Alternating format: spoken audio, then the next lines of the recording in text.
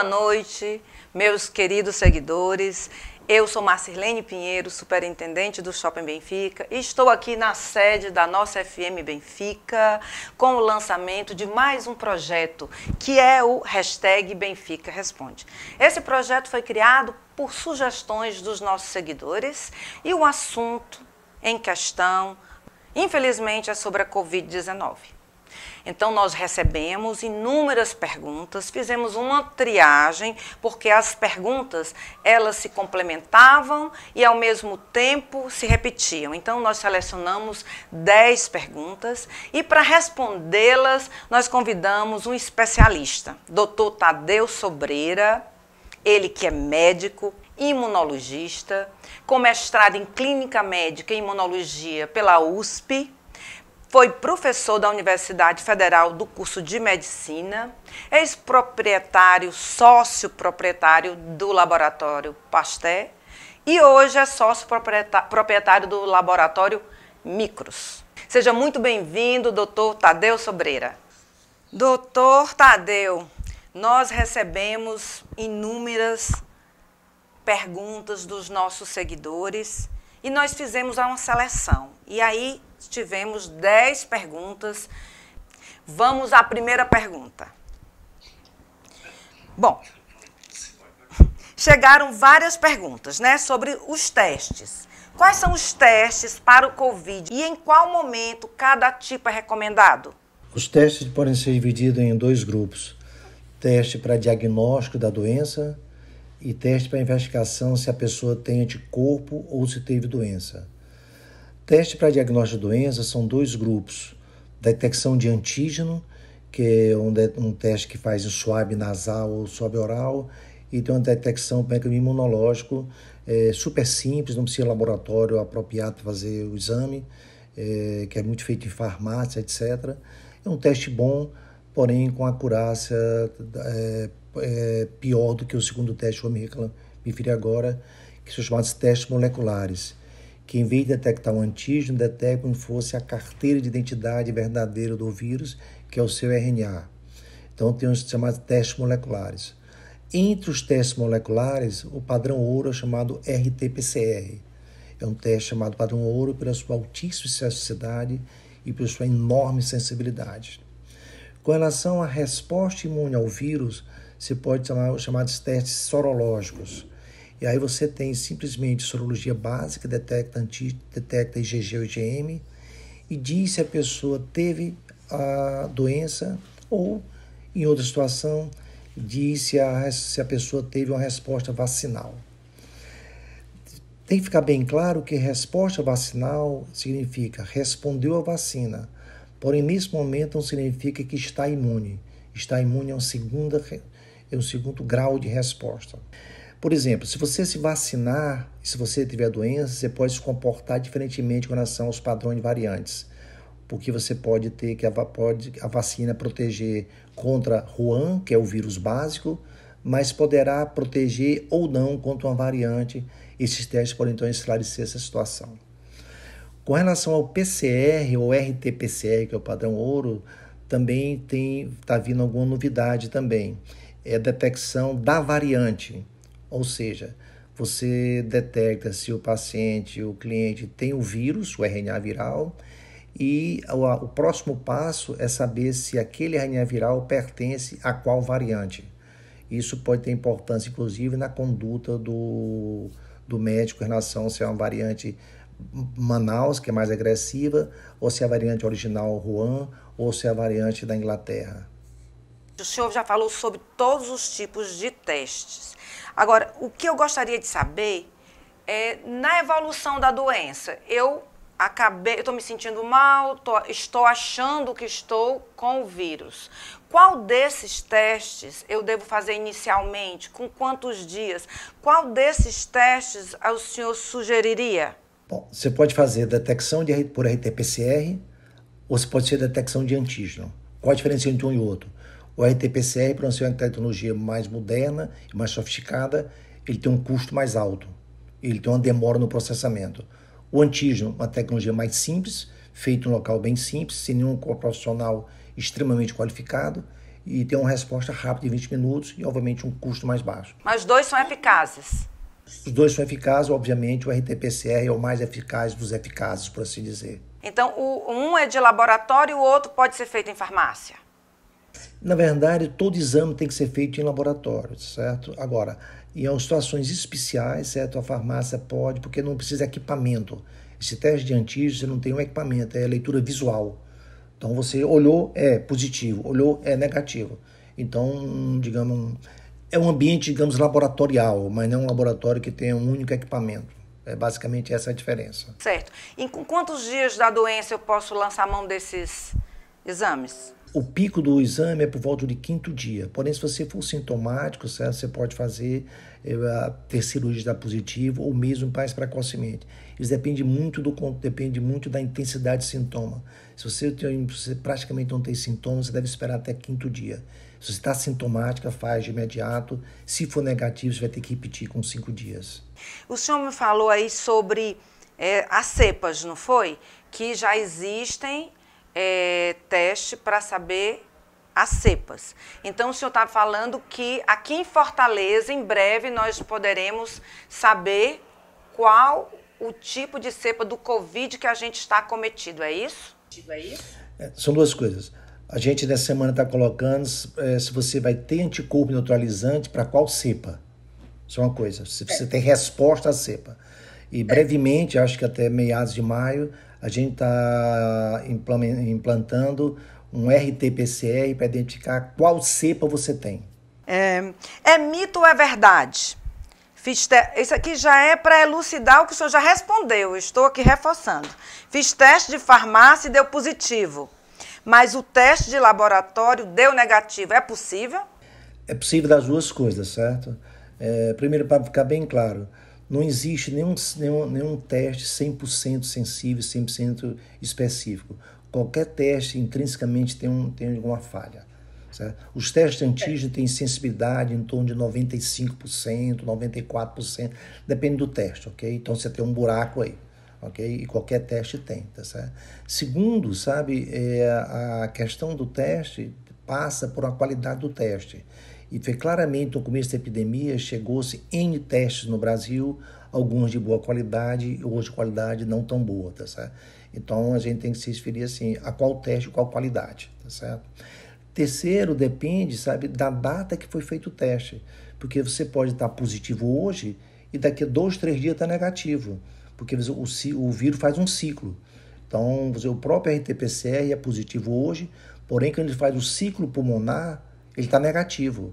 O paciente internado com Covid grave, o exame na suave nasal, quer de antígeno, quer de PCR, está negativo. Então, é possível por falha técnica e é possível pelo ciclo do vírus. Certo. Ok, doutor. Bom, e ainda sobre vacinas, né? Estamos aqui no Brasil com a Coronavac e com a AstraZeneca. Temos contrato assinado com a Pfizer e com a Janssen. Então, o senhor, como médico imunologista, qual sua avaliação e orientação sobre as vacinas existentes?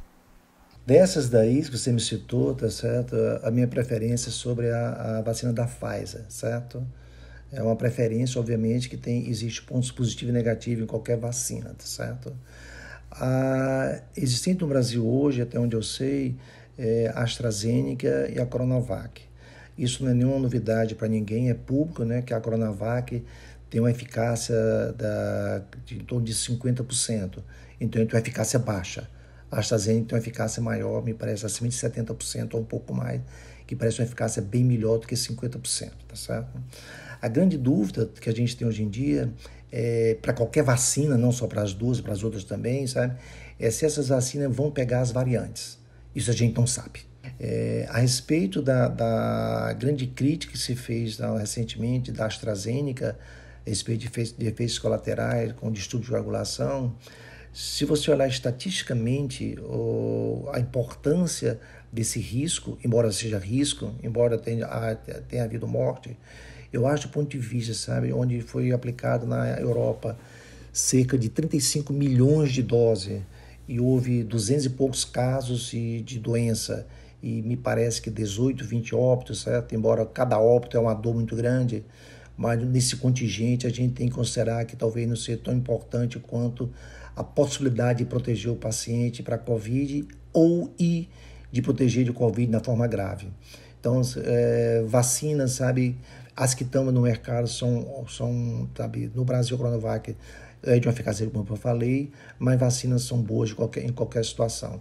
O senhor falou da Pfizer pela sua preferência e eu li esta semana que na Nova Zelândia eles fizeram pela primeira vez um show após a pandemia. E eles reuniram no estádio 50 mil pessoas. E eu fui pesquisar e vi que a vacina que eles adotaram lá foi a vacina da Pfizer. É uma tecnologia super avançada, super interessante. Muita gente questionou que é uma coisa muito moderna e coisa e tal. Não, eu não tenho medo das coisas modernas, não. Desde que tenham comprovação da eficácia, tá certo? Eu acho bem interessante. Pois é. Olha, a seguinte pergunta dos nossos seguidores é o seguinte. O senhor já respondeu, eu vou fazer de novo a pergunta, só para reforçar. Sobre as reações pós-vacina, é mito ou é verdade? Quais são os fatores que desencadeiam essas reações e a determinada vacina que gere mais reações? Por exemplo, um amigo meu tomou a vacina, ele é jovem, ele é da área da saúde, e o pai dele tomou a mesma vacina. O pai dele não teve nenhuma efeito colateral e ele, mais jovem, teve sim. Isso não tem a ver com a condição de o seu amigo ser mais saudável ou menos saudável que o pai dele. Depende da intensidade da resposta imunológica que cada pessoa tem ao estímulo vacinal. Ele pode ter uma resposta imunológica muito grande para tal vacina e para outra não. A gente não tem como adivinhar. Além disso, como todo estímulo vacinal também, existe dor no braço da aplicação, existe incômodo, etc. e tal, entendeu? Mas esses são efeitos colaterais mínimos. Existe um risco potencial desprezível, porém tem que ser respeitado como toda morte, né? De choque anafilático, tá certo? Tanto é que em alguns países se recomenda você, após a vacina, esperar por 15 minutos no ambiente para que não haja, para se houver alguma coisa, ser socorrido.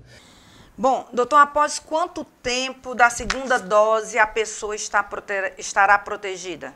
Bom, em princípio, após 2 semanas do ciclo final da vacinação, se considera protegido, tá certo? Isso, obviamente, que isso é em termos de médias e estatísticas, tá certo? Obviamente que esse estar protegido, a gente não tem certeza absoluta, nunca vai ter, principalmente depende da eficácia da vacina e depende de cada pessoa. Quer dizer, a resposta vacinal é a interação entre uma vacina e a pessoa. A mesma vacina aplicada em 2 pessoas diferentes tem resposta diferente. E você também não sabe, o que é impossível saber, por quanto tempo você vai estar imune. A doença só tem 1 ano e pouco. Como é que eu vou saber se daqui a 5 anos eu vou estar imune? Isso é uma pergunta que não existe resposta óbvia, tá certo? Isso não existe. Então a gente vive eu vou tomar uma nova vacina daqui a 6 meses, não sei, porque não existe o trabalho para isso, tá certo? Então a gente não vai ter essa resposta tão cedo por quanto tempo terá a imunidade. Tem se visto que, por exemplo, a resposta de anticorpo no Covid, ele cai precocemente mais do que outras doenças, em torno de 3, 6 meses, sabe? E isso fica um alerta para que, mesmo você vacinado, principalmente com vacina de menor eficácia, você não pode, digamos, abrir a guarda. Estou vacinado, então eu posso ir para aglomerações. Não, não pode. Estou vacinado, eu não preciso usar mais máscara. Não, não pode, tá certo?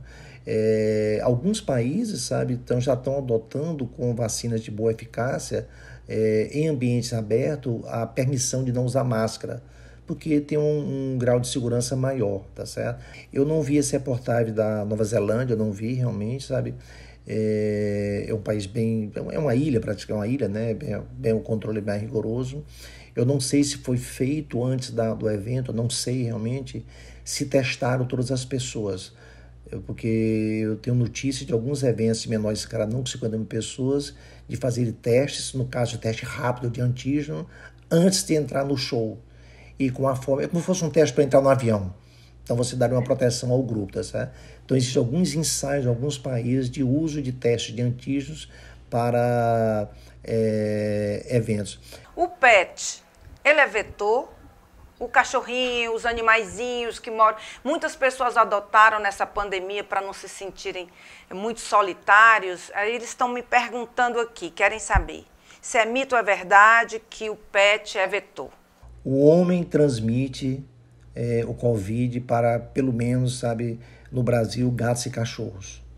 E principalmente para gatos. Mais do que para cachorro. Tá certo? Isso é fato documentado. Agora, o caminho inverso a gente não sabe. Porque é muito difícil documentar um negócio desse. Como é que eu vou saber que eu peguei Covid do meu cachorro? Como é que eu fecho o ciclo? Aliás, entre nós, humanos, muitas vezes a gente não consegue identificar assim onde eu peguei. E não tem como fazer o teste nos pets, não? Teoricamente, você pode fazer RT-PCR em cachorro, sim, já que o vírus é o mesmo. Você pode fazer. Tá certo? Nunca vi ninguém fazer, sabe? Nunca vi nada assim, nunca vi nenhum artigo sobre isso, mas em tese pode fazer, já que é o mesmo vírus, e você vai encontrar o RNA. Então, teoricamente pode, mas eu nunca pensei nisso não. Tá aí, você me viu uma pergunta que eu nunca tinha pensado. Eu tenho um amigo meu que tem um pet. Peguei carona, é porque eu peguei carona aí na resposta. Tem um amigo meu que tem um pet, vou perguntar a ele se tem feito essa demanda com ele lá. Vou perguntar a ele hoje mesmo. Olha que seria o mercado, viu? Realmente eu nunca pensei nisso não. Agora detalhe, sabe? É mais em gato do que cachorro, sabia? Mais em gato, né? Porque ninguém sabe, entendeu? E doutor, mais uma pergunta aqui dos nossos seguidores, tá? O que temos de novidade em relação aos medicamentos no tratamento da Covid-19? Primeiro assim, tem uma evolução no conhecimento médico, certo? O tratamento do Covid. Se você vê as duas ondas de Covid em Fortaleza, por exemplo, certo? Embora a segunda tenha sido uma onda mais forte, sabe? Mais prolongada, a taxa de mortalidade não acompanhou o aumento de casos. Isso porque os médicos, os enfermeiros, os profissionais de saúde, os fisioterapeutas, etc., aprenderam muito na primeira onda e agora eles têm um conhecimento maior. Então, sabe, felizmente, sabe, a mortalidade caiu na epidemia, tá certo? Proporcionalmente, obviamente, tá certo? Então, isso de tratamento geral, digamos assim, do Covid, tá certo? De tratamento específico do Covid, tem dois roteiros bem desenhados já. O primeiro é usar plasma. Plasma é a parte sanguínea do sangue. Plasma de pacientes que já tiveram Covid. Isso tem sido usado já há bastante tempo aqui, há meses está se usando isso aí. Eu não sei o quanto se usa em Fortaleza, tá certo? O segundo grupo de tratamento que tem se mostrado é os usos dos antivirais. Do Remdesivir, que foi recentemente autorizado pela Anvisa, é um antiviral extremamente interessante, de uso exclusivamente em hospitais, tá certo? E tem que mostrar uma eficácia bem interessante. Tem, obviamente, um inconveniente muito grande de ser uma droga de alto custo, certo? Mas, enfim, é uma droga que tem sido usada, já autorizada pela Anvisa. Mais recentemente, entrou também o grupo chamado anticorpos monoclonais. Na verdade, é um kit com 2 anticorpos do laboratório Roche, certo? Sem propaganda da Roche, pelo amor de Deus, não é isso, tá certo? Só me lembrei que era isso aí, que foi liberado pela Anvisa, me parece, na semana passada, que os anticorpos monoclonais, eles entenderiam a ação do vírus na entrada na célula e assim resolveria. Ele é indicado para paciente antes da forma grave, com pacientes que têm na forma leve e que têm por comorbidade risco de agravar. Também tem que ser usado em ambiente, digamos, hospitalar, não pode ser tomado na rua ou talvez no hospital dia, etc. Não pode chegar na farmácia, me dá um anticorpo aqui monoclonal. Não pode ser assim não, tá certo? Porque tem algum risco. Muito esclarecedoras as suas respostas. Estão além das nossas perguntas. A reinfecção é mito ou verdade, doutor? E sendo verdade, é mais severa? Bom, a reinfecção existe, tá certo? Existe, assim, de fato, documentado. O nível de documentação que é exigido é altíssimo, de forma que não se tem muito caso documentado. Documentado do ponto de vista genético. Olhar o vírus da primeira infecção e olhar o vírus da segunda infecção. Ninguém faz isso. até porque tem que ser laboratório especializado. Então é impossível você pegar todo o paciente com Covid, guardar o vírus dele e se tiver de novo comparar com isso aqui. Ninguém vai fazer isso. Aí não faz sentido do ponto de vista médico, nem do ponto de vista de ciência.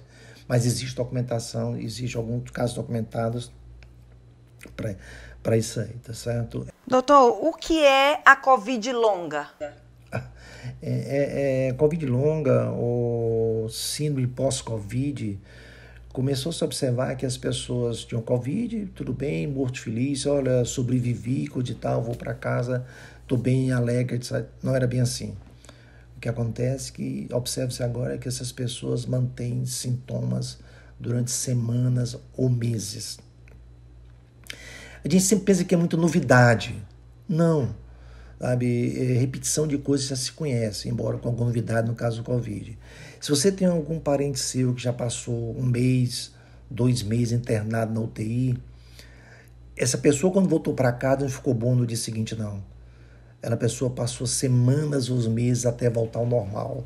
O próprio hospitalização longa, independente de Covid, leva, sabe, a um trauma, sabe, físico e psicológico por semanas ou meses. Bom, imagine um paciente fazendo uma tomografia e tem 70% do pulmão comprometido.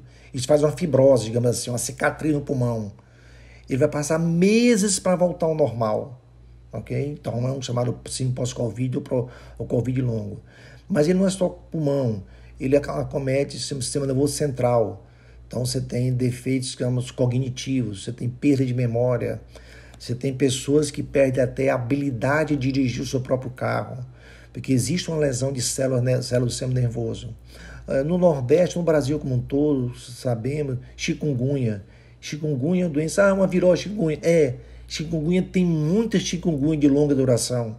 Os pacientes sofrem meses com dor articular, com dor muscular, sabe? Chikungunya não acaba no dia seguinte da doença, ela acaba depois de semanas ou meses. Então, realmente, obviamente, no Covid, na epidemia, esses dados são exaltados, são enormes, tá certo? E preocupantes. Tá. Inclusive, ontem mesmo eu vi uma matéria sobre higiene oral, bucal. Os pacientes que estavam em UTI com longa duração em alguns hospitais, não é regra, não é protocolo, mas eu ouvi ontem que isso seria muito interessante para os pacientes que estão com Covid, porque de repente eles estão com problema nos dentes, estão com uma inflamação na boca, e aí eu vi uma matéria sobre isso, e aí a pergunta é importante a implantação onde os pacientes ficam em UTI, que tenha dentistas dentro das UTIs fazendo esse trabalho? Vamos lá. O paciente, quando está na UTI, ele sofre assim, de vários outros fatores. Por exemplo, é muito comum a questão das escaras, tá certo? Então, os cuidados de enfermagem com escara hoje, sabe, há muitos e muitos anos, sabe, tem se melhorado bastante, tá certo? Porque a escara, a pessoa fica deitado lá, se o enfermeiro não mexe por um curto, é uma sequela da internação. A respeito do aspecto odontológico, por assim dizer, eu não tenho muita informação, não. Mas, teoricamente, é possível, tá certo? Que haja complicações. Mas eu não tenho realmente lido sobre isso, não. Me desculpe, realmente, essas perguntas, mas teoricamente é possível. E não só, na verdade, assim, você tem que ter cuidado, porque também, com o aspecto urinário também, você usar sonda vesical durante longo tempo, provavelmente você tem um risco de infecção urinária por longo tempo. Quer dizer, o paciente na UTI é um paciente, sabe, susceptível a N coisas. É muito comum o paciente com Covid ter infecções bacterianas outras, ou infecções por fungos outros, não por Covid, certo? Então ali o paciente está altamente susceptível pelo repouso, pela desordem metabólica que acontece com ele. Então é um campo aberto para tudo. Agora, doutor, vamos agora para a nossa última pergunta. Você quer, assim, essa questão da infecção da gente pelo contato de superfície. Aí, antigamente, logo no começo da pandemia, era uma neurose muito grande. A gente ficava em casa mais tempo limpando todas as compras de supermercado, higienizando os sacos, pessoas lavavam os saquinhos de supermercado. Enfim, nós hoje relaxamos um pouco, ou essas compras que vêm via entrega de delivery, etc., não são tão contaminantes como a gente pensava? Ou é para a gente continuar tendo aqueles cuidados do início? Porque no início todos nós éramos assim cativos desse protocolo de limpeza excessiva. A casa nós limpávamos várias vezes com água sanitária, com hipoclorito. Os sapatos hoje em dia nós começamos a relaxar um pouco. Em shopping não. Em shopping nós mantemos os mesmos protocolos na higienização dos sapatos dos clientes, ferição, higienização das mãos, álcool em gel. E aí eu pergunto ao senhor, esse cuidado deve ser intensificado novamente, as pessoas têm que se preocupar como no início, ou a gente pode relaxar um pouco, essa contaminação não é tão grande como a gente pensava no início? Você tem que pensar macro. Se você for perder muito o teu de Pareto, 80-20, se você quiser fazer tudo, você vai gastar tanta energia, sabe, que não vai resolver nada. Então resolva o que é principal. O que é principal? Use máscara, álcool gel, tá certo? Evitar aglomeração. Faça isso. Agora, se você se mete a fazer isso e fizer a ficar, sabe, praticamente ali, limpa os sapatos, limpa a luz, limpa não sei o que, você termina cansando e termina relaxando. Tem coisa mais simples a ser feita que ficar, digamos assim, sem crítica com essa atitude tão assim. Obviamente, se você trabalha no hospital, você é obrigado a chegar em casa e colocar a roupa direto para lavar. Óbvio, tá certo? Mas você não trabalha desse jeito, tá certo? Então tem todo um controle, na vida tem que ter bom senso, tá certo? A chance de você contrair Covid de um saco do supermercado que alguém pegou lá e colocou, é impossível, tá certo? Você ficar. Então, e tem que lembrar, tá certo? A sequela psicológica do Covid, do Covid, não doença, do Covid, digamos, situação, epidemia, restrição longa. Nós vivemos em Fortaleza, no Brasil, no mundo, né, há mais de um ano sob restrição de liberdade, parcial ou total. Aí você ainda implementa isso, mais um cuidado excessivo de pegar ok, vamos resolver tudo e eu vou ficar louco, tá certo? Eu prefiro ainda não ficar tão louco não, tá certo? Então, sabe, que minha mulher não me escute, ela tá longe daqui assim, sabe? Mas eu prefiro relaxar com essas coisas, tá certo? Prefiro relaxar com essas coisas. Óbvio, um dia eu fui num restaurante, sabe, lá, que é um negócio, restaurante eu posso ir e, sabe, e tá o pessoal metendo um garfo, compartilhar o tira-gosto. Eu digo, homem, peraí, o que tá acontecendo aqui?